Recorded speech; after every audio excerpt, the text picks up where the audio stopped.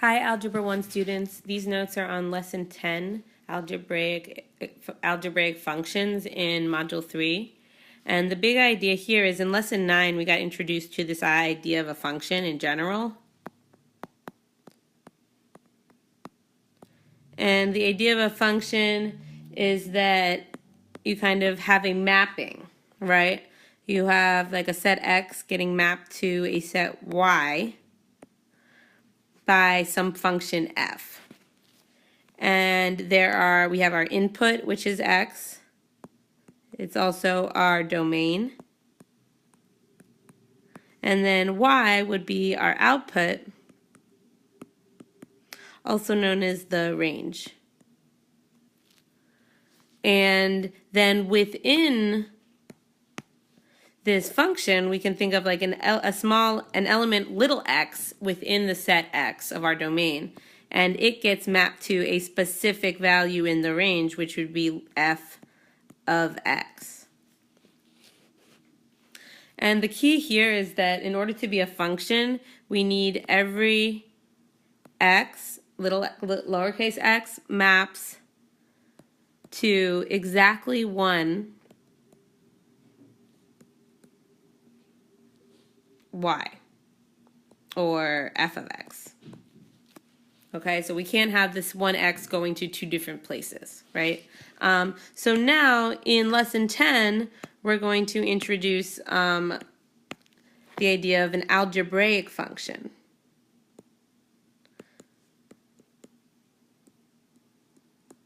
And in an algebraic function, we can use an equation to map x to f of x. So in terms of notation, you might see f of x equals, and then on this side would be some sort of algebraic expression. So in this example, we have the domain as our set X, 0, 1, 2, 3, 4, 5, and then we're mapping it to a set Y using this rule right here, which says assign each x in X to the expression 2 to the x.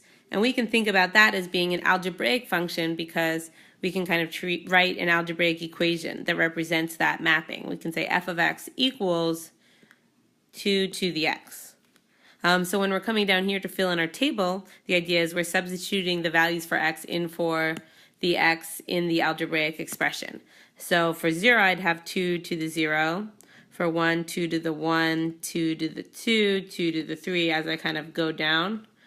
And then I'm going to also kind of see that I get the powers of 2. So 2 to the 0 is 1, 2 to the first is 2, then I get 4, I get 8, 16, and 32.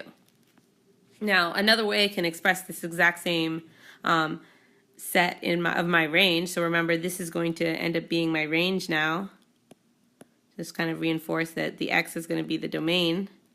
When it asks in the next question, what are f of 0, f of 1, 2, 3, 4, and 5, that's simple. It's exactly those values I just filled in the table.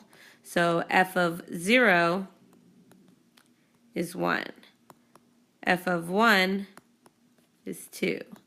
F of 2 is 4. F of 3 is 8. F of 4 is 16. And f of 5 is 32. Now I just want to quickly show you, you could also kind of sketch a quick graph of this. And I'm going to kind of roughly kind of say this is like 10, 20, and 30. And this is 1, 2, 3, 4, 5. So then if I wanted to kind of like plot this on a coordinate plane, I'd have the point 0, 1, which is about there, 1, 2, not too much higher, 2, 4, a little less than halfway to 10, 3, 8, almost to 10, 4, 16, and then 5, 32. And when it asks, if it asks for me to express the range of f, then again I'm looking in the table for the sequence 1, 2, 4, 8, 16, and 32. And that is exactly the range because those are the values that 0, 1, 2, 3, 4, 5 get mapped to in this algebraic function. So now we're going to take a look at what would happen if the domain was different. How would that change the range? So the first example we have here is if the domain is all integers. So if the domain is all integers, you can kind of imagine we're not just plugging in 0 through 5 now, where we could also kind of, if I think about the range, it would be all integer powers of 2. So I could plug in numbers past 5. I could also plug in negative numbers.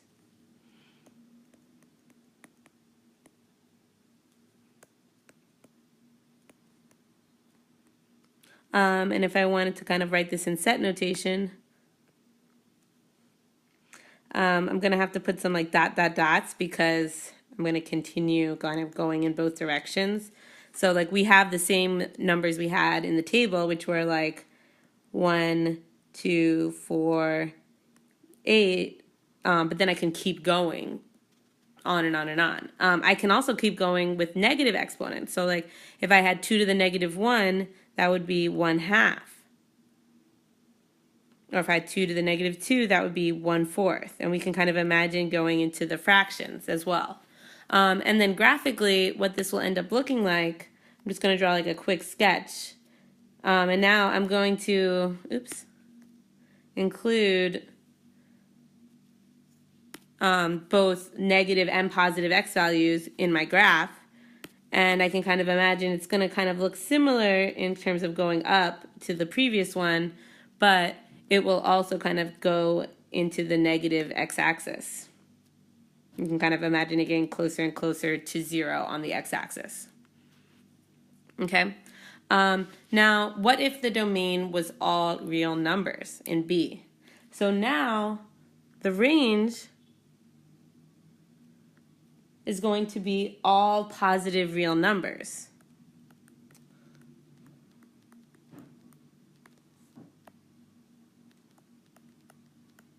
I know it's never going to be below 0 because it's never going to be negative in the range because I'm always doing a power of 2. It's always going to be at least, like it's going to get closer and closer to 0, but it's never going to actually go below 0.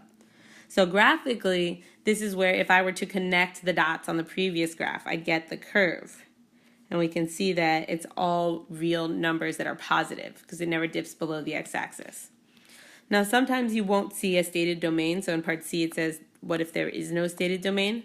And in that case, we're just going to assume that the domain is all real numbers.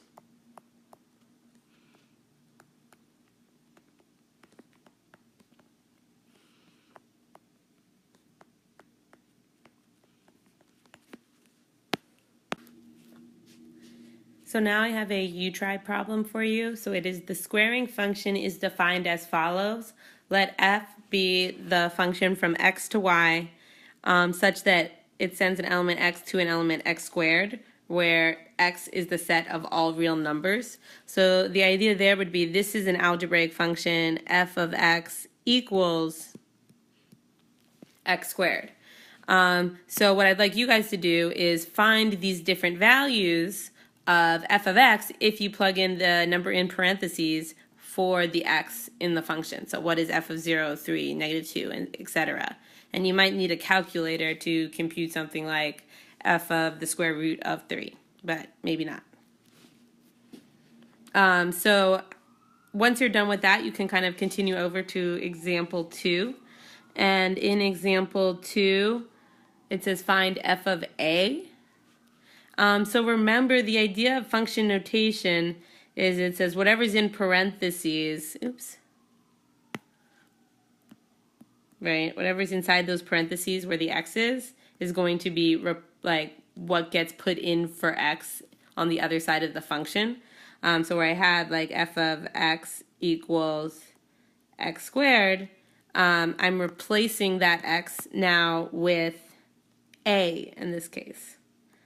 So f of a is a squared, and that's all I can do. If I take a look at example B here, it says find f of 3 plus a. Well, I'm going to kind of set things up similarly. So if I do what is f of whatever's in parentheses is equal to whatever's in parentheses squared, right? And now what's in those parentheses is 3 plus a. So I'm going to put in those parentheses on the other side of the equal sign 3 plus a squared. Now, there's actually something I can do to the expression 3 plus a squared to simplify it, because that is equivalent to, well, squaring is multiplying something by itself. So that would mean this is 3 plus a times 3 plus a. And from there, I could actually multiply. And you could set up a box to do that and do what is 3 plus a times 3 plus a. You get 9, 3a, 3a, and a squared. So that becomes, if you combine the like terms of 3a and 3a, that becomes 9 plus 6a plus a squared is equivalent to f of 3 plus a.